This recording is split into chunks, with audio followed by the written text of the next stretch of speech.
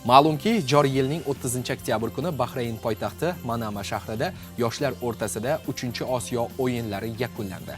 O'zbekiston sportchilari unda muvaffaqiyatli ishtirok etib, umumjamoa hisobida jami 81 ta medalni qo'lga kiritib, Xitoy davlatidan keyin ikkinchi o'rinni egalladi.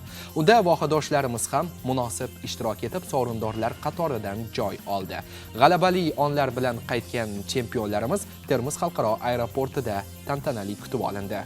Sportning inson kamolotidagi o'rni beqiyosligini yaxshi bilamiz. Sportga oshno tutingan inson nafaqat jismonan sog'lom, balki ma'naviy jihatdan yetuk bo'ladi. Hozir Surxondaryo viloyatida ham sport bilan shug'ullanuvchilar soni ortgan. Ular viloyat, respublika hamda xalqaro miqyosdagi bellashuvlarda yaxshi natijalarni qayd etyaptilar. Yaqinda Bahraynda bo'lib o'tgan 3-yoshlar o'rtasida Osiyo o'yinlarida Termiz Olimpiya va Paralimpiya sport turlariga tayyorlash markazi sportchilari ham yurt sha'nini munosib himoya qilib, barcha yo'nalishlarda yuqori natijalarga erishib, mamlakatimiz bayrog'ini baland ko'tardilar. Dzyudo bo'yicha oltin medalni qo'lga kiritgan Mirzohid Xudoyqulov, og'ir atletika bo'yicha bronza medaliga sazovor bo'lgan Sarvinoz Kupaysinovlar Termiz xalqaro aeroportida tantanali ravishda kutib olindi. Mazkur kutib olish tadbiri Termiz Olimpiya va Paralimpiya sport turlariga tayyorlash markazida davom etdi. Chempionlarning tashrifi viloyat sport boshqarmasi, markaz rahbariyati vakillari, shuningdek sportchilarning ota-onalari va keng jamoatchilik tomonidan iliq kayfiyatda kutib olindi. Tantanali kutib olish marosimida so'zga chiqqanlar mamlakatimizda yosh avlod vakillariga yaratilayotgan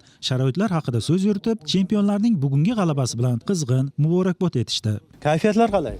Kayfiyatlar zo'r, a'lo darajada hammasi. Mana Bahraynda bo'lib o'tgan yoshlar o'rtasida Osiyo o'yinlarida birinchi o'rin olishga muvaffaq bo'ldim.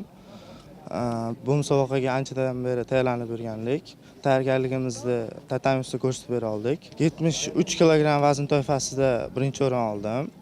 Raqiblar ustida ishladik. Hammasiga texnik ham taktik jihatdan tayyorgarlik olib bordik. Xudoga shukr, mana birinchi o'rin oldik. Fursatdan foydalanib shuni aytmoqchimanki, murabbiylarimga, ota-onamga, yaqinlarimga va muhtaram prezidentimizga bizga shuncha sharoitlar yaratib berganliklari uchun kattakon rahmat.